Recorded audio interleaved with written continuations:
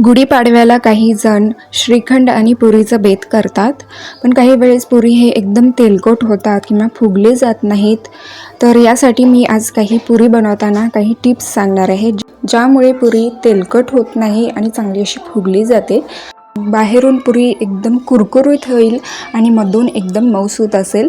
चला तर मग रेसिपीला सुरुवात करूयात. तर इथे मी परातीमध्ये 2 कप गव्हाचं पीठ घेतले आहे. पीठ हे स्वच्छ चाळून घेतलेलं आहे.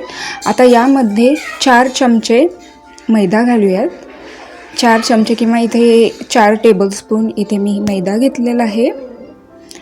आणि यामध्ये आता बारीक रवा घ्यायचा आहे. तर रवाही इथे मी 4 चमचे घेतलेले आहे.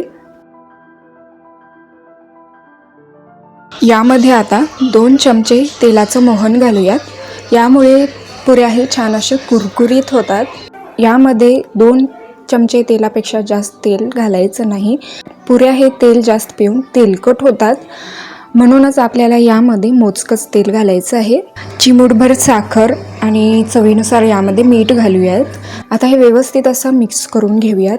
तेल हे या पिठाला चांगलं असं लागलं गेलं पाहिजे. यामध्ये आता थोडं थोडं पाणी घालून आपण याचं पीठ मळून घेऊयात. चपातीला जसे आपण पीठ मळतो त्यापेक्षाही घट्टसर पीठ आपल्याला पुरीसाठी मळावं लागतं. जर सैलसर पीठ मळलं गेलं तर पुऱ्या हे एकदम तेलकट होतात.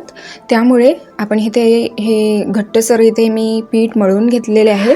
आता यावर झाकण ठेवून अर्धा तास आपण हे बाजूला ठेवूयात. आपण घट्टसर असं पीठ मळलेलं आहे, त्यामुळे काही वेळामध्ये हे पीठ थोडंसं सैलसर होतं आणि सहजरित्या आपल्याला याची पुऱ्या लाटता येतील. तर इथे हे अर्धा तास झालेले आहेत. लिंबा एवढा आपण हे याचं पिठाचा गोळा घेऊयात आणि याची आता आपण पुरी लाटून घेऊयात. तर जास्त पातळही नाही आणि जास्त असं जाडसरही नाही, थोडंसं मध्यम जाडसर असं आपल्याला याची पुरी लाटून घ्यायची आहे. तर या थिकनेसमध्ये मी इथे ही पुरी लाटून घेतलेली आहे. आणि इथे ते आता आपण पुरी तळून घेऊयात. तर कढईमध्ये तेल गरम होण्यासाठी ठेवले आहे. तेल अगदी कडकडीत गरम झालं की आपल्याला पुऱ्या तळून घ्यायच्या आहेत. तर एक थोडंसं पीठ यामध्ये घालूयात. तर इथे हे पिठाचा गोळा तळून वरी आलेला आहे, म्हणजे कडकडीत असं गरम तेल झालेलं आहे. आता यामध्ये आपण हे पुरी सोडूयात आणि गॅसचा फ्लेम इथे मी हायवरच ठेवलेले आहे.